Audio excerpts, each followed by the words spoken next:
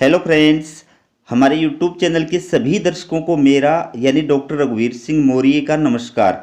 दोस्तों, मैं आपके लिए लेकर आया हूं असिस्टेंट प्रोफेसर न्यू वैकेंसी 2023 इन राजस्थान से जुड़ी हुई महत्वपूर्ण अपडेट। अगर आप चैनल पर नए हैं तो चैनल को सब्सक्राइब जरूर कीजिएगा।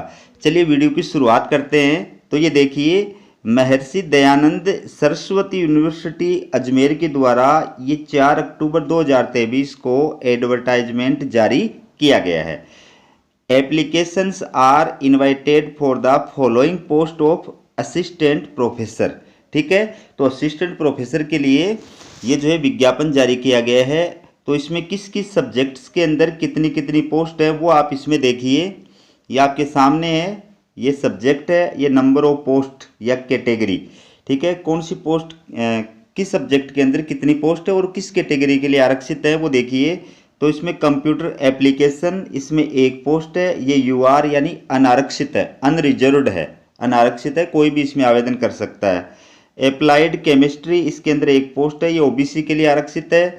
जूलॉजी, इसके अंदर एक पोस्ट है, ये यूआर वुमन के लिए, ठीक है, अनारक्षित महिला के लिए, सिर्फ महिलाएं इसके अंदर आवेदन कर सकती हैं। सोशियोलॉजी के अंदर एक पोस्ट है, ये यूआर है यानी अनारक्षित है। और ज्योग्राफी के अंदर एक पोस्ट है, ये एसटी के लिए आरक्षित है। और एनवायरमेंटल स्टडीज, इसके अंदर एक पोस्ट है, ये भी एससी के लिए आरक्षित है। ठीक है, तो इसके अंदर ये बाकी जो डिटेल है वो आपको आगे बताऊंगा मैं, किस प्रकार से आवेदन करना है, लास्ट डेट जो है वो कितनी है, योग्यता क्या है, चयन आपका किस प्रकार से होगा। तो ये असिस्टेंट प्रोफेसर के लिए जो योग्यता बताई गई हैं वो देखिए आप, कौन अभ्यर्थी इसमें अप्लाई कर सकता है। तो यूजीसी रूल्स 2018 के अकॉर्डिंग असिस्टेंट प्रोफेसर यानी सहायक आचार्य बनने के लिए क्या योग्यताएं होनी चाहिए। उसके लिए पहली योग्यता जो है वो है कि आपके पास में किसी भी मान्यता प्राप्त भारतीय विश्वविद्यालय की, ठीक है, पीजी की डिग्री होनी चाहिए और उसमें कम से कम 55% मार्क्स होने चाहिए। जिस विषय में आप अप्लाई कर रहे हैं उस विषय में या उससे संबद्ध जो विषय है उसके अंदर आपके पास में पीजी की डिग्री 55% मार्क्स से पास होनी चाहिए। ठीक है, इसके साथ साथ में और क्या होना चाहिए, इसके साथ में विश्वविद्यालय अनुदान आयोग यानी यूजीसी के द्वारा या सीएसआईआर के द्वारा जो राष्ट्रीय पात्रता परीक्षा यानी नेट जो है आयोजित कराई जाती है वो आप क्वालिफाइड होने चाहिए। ठीक है, अगर वो आप क्वालिफाइड नहीं है तो जो स्टेट पात्रता परीक्षा होती है सेट या स्लेट, वो आप क्वालिफाइड होने चाहिए। लेकिन आपको ये ध्यान रखना है कि सेट या स्लेट जो है ये योग्यता सिर्फ राजस्थान के जो अभ्यर्थी हैं उनके लिए ही है। अदर स्टेट के अगर आप अभ्यर्थी हैं और वो यहाँ इस यूनिवर्सिटी के अंदर अप्लाई कर रहे हैं तो फिर आपके लिए नेट जो है वो क्वालिफाइड होना कंपलसरी है, ज़रूरी है। ठीक है, अगर मान लीजिए आप नेट या सेट या स्लेट इनमें से कोई भी क्वालिफाइड नहीं है तो आप एमफिल या पीएचडी बेस के आधार पे भी अप्लाई कर सकते हैं। लेकिन आपकी पीएचडी या एमफिल जो है वो यूजीसी रूल्स 2009 या 2016 के अकॉर्डिंग होनी चाहिए, तो ही आप एमफिल या पीएचडी बेस पर अप्लाई कर सकते हैं। लेकिन जिन अभ्यर्थियों की पीएचडी का रजिस्ट्रेशन जो है वो 11 जुलाई 2009 से पहले का है या जिनकी पीएचडी या एमफिल 11 जुलाई 2009 से पहले की है, ठीक है, डिग्री भले आपको बाद में मिली हो लेकिन रजिस्ट्रेशन आपका जो है 11 जुलाई 2009 से पहले का है, तो उनको एक प्रमाण पत्र जो है वो प्रस्तुत करना पड़ेगा, तभी वो जो है अप्लाई करने के योग्य माने जाएंगे। और प्रमाण पत्र क्या होगा, प्रमाण पत्र ये होगा कि आपने जो अपनी पीएचडी की डिग्री है वो नियमित पद्धति से प्राप्त की है, कम से कम 2 बाह्य पर्यवेक्षकों के द्वारा इसका मूल्यांकन किया गया है, एक खुली मौखिक परीक्षा आयोजित की गई थी, आपने 2 अनुसंधान पत्रों को प्रकाशित किया है जिसमें आपका एक शोध पत्र जो एक जो पेपर है वो शोध पत्र से आपके थीसिस से शोध से रिलेटेड है। और इसके साथ साथ आपने 2 जो है पेपरों का वाचन किया है, किसी भी सम्मेलन के अंदर या विचार गोष्ठी के अंदर आपके द्वारा 2 पेपरों का वाचन किया गया है।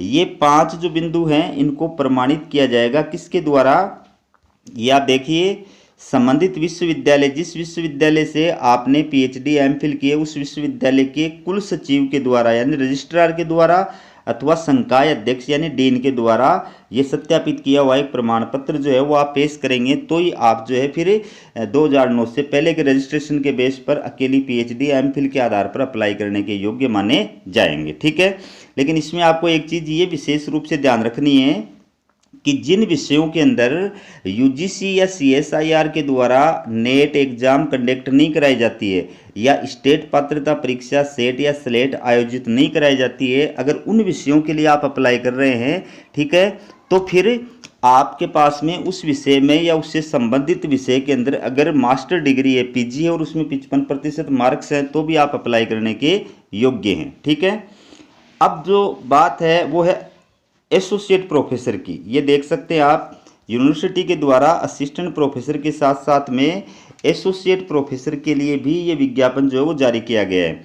Applications are invited for the following post of associate professor in. ठीक है, तो ये सह आचार्य एसोसिएट प्रोफेसर यानी सह आचार्य के लिए भी विज्ञापन जारी किया गया है। तो सह आचार्य के लिए जो है किन किन सब्जेक्ट्स के अंदर विज्ञापन जारी किया गया है, कितनी कितनी पोस्ट है, किस किस कैटेगरी के लिए वो आरक्षित है, वो आप देख सकते हैं। तो इसमें बॉटनी के अंदर एक पोस्ट है, ये यूआर है। अप्लाइड केमिस्ट्री ये भी एक पोस्ट है, ये ईडब्ल्यूएस कैटेगरी के लिए आरक्षित है। मैथमेटिक्स इसमें एक पोस्ट है, ये यूआर है। जूलॉजी इसके अंदर एक पोस्ट है, ये ओबीसी के लिए रिजर्व है। इकोनॉमिक्स इसके अंदर एक पोस्ट है, ये एससी के लिए आरक्षित है।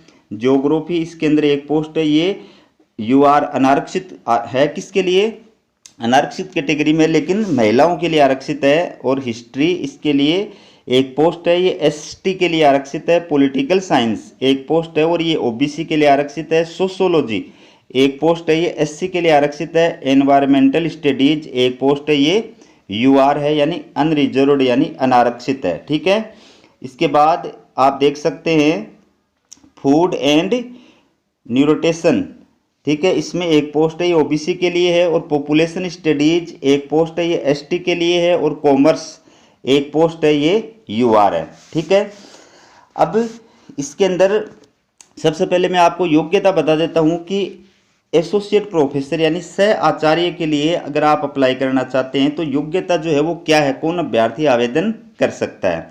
तो पहली बात कि संबंधित विषय या संबद्ध विषय में पीएचडी की उपाधि के साथ बेहतरीन शैक्षणिक रिकॉर्ड यानी आपका गुड एकेडमिक रिकॉर्ड होना चाहिए। गुड एकेडमिक रिकॉर्ड का मतलब ये है कि यूजी और पीजी जिस विषय में आप अप्लाई कर रहे हैं उस विषय में या उससे संबद्ध विषय के अंदर आपके यूजी और पीजी के अंदर कम से कम 55% मार्क्स होने चाहिए और उसके साथ आप पीएचडी जो है क्वालिफाइड होने चाहिए, क्योंकि सह आचार्य यानी एसोसिएट प्रोफेसर बनने के लिए पीएचडी होना कंपलसरी है। ठीक है, इसके अलावा ये कम से कम 55% अंकों के साथ में निष्णात उपाधि यानी जिस विषय में आप अप्लाई कर रहे हैं उस विषय में या उससे संबद्ध विषय के अंदर आपके पास में क्या होना चाहिए, 55% मार्क्स के साथ में पीजी की डिग्री होनी चाहिए। इसके साथ साथ में आपके पास में 8 साल का जो है एक्सपीरियंस होना चाहिए। ये देखिए, किसी भी विश्वविद्यालय या अनुसंधान के पद पर शिक्षण अथवा अनुसंधान में न्यूनतम 8 वर्षों का अनुभव होना चाहिए। ठीक है, इसके अलावा आपके कम से कम 7 जो पेपर है वो प्रकाशित किए हुए होने चाहिए। किसी भी यूजीसी लिस्टेड जर्नल के अंदर आपके 7 पेपर जो है वो पब्लिश्ड किए हुए होने चाहिए। और आपका जो टोटल जो रिसर्च स्कोर है, रिसर्च का जो स्कोर है वो कितना होना चाहिए, 75 अंक होना चाहिए। ठीक है, तो अनुभव 8 वर्ष का होना चाहिए। शोध का या टीचिंग का एक्सपीरियंस आपका 8 वर्षों का होना चाहिए और 7 जो आपके पेपर पब्लिश्ड होने चाहिए और आपका कुल जो अनुसंधान का स्कोर है वो 75 अंक होना चाहिए। तो आप सह आचार्य पद के लिए अप्लाई करने के योग्य हैं। ठीक है, और इसके बाद देखिए, अब अपन ये देखते हैं कि इसमें आप अप्लाई कैसे करेंगे। ये देखिए आप, the process to apply for those post is online, आपको ऑनलाइन आवेदन करना है। ठीक है, last date for submission of online application form is 5/11/2023 and to submit hard copy in the university is 15/11/2023 by 5 PM। तो ऑनलाइन आवेदन की last जो डेट है वो तो है 5 नवंबर 2023 और हार्ड कॉपी जो है वो यूनिवर्सिटी भेजने की जो लास्ट डेट है वो है 15/11/2023। 2023। तो आपको ऑनलाइन आवेदन करना है और ऑनलाइन आवेदन में जो जो डॉक्यूमेंट्स मांगे जाते हैं उनको आपको स्कैन करके अपलोड करना है और आपने ऑनलाइन आवेदन जो किया है उसकी जो है प्रिंट आउट निकाल करके उसके साथ में जो जो डॉक्यूमेंट्स अपलोड किए हैं वो डॉक्यूमेंट जो उनकी सेल्फ अटेस्टेड फोटोकॉपी सब साथ लगा करके और आपको बाई डाक जो है बाई पोस्ट जो है यूनिवर्सिटी भेजना है। चाहे तो बाई हैंड भी जमा करा सकते हैं, कोई प्रॉब्लम नहीं है। तो हार्ड कॉपी पहुंचने की जो लास्ट डेट है वो है 15 नवंबर 2023 साय 5 बजे तक। ठीक है। For the details of application candidates will have to visit, ये ऑफिशियल वेबसाइट है।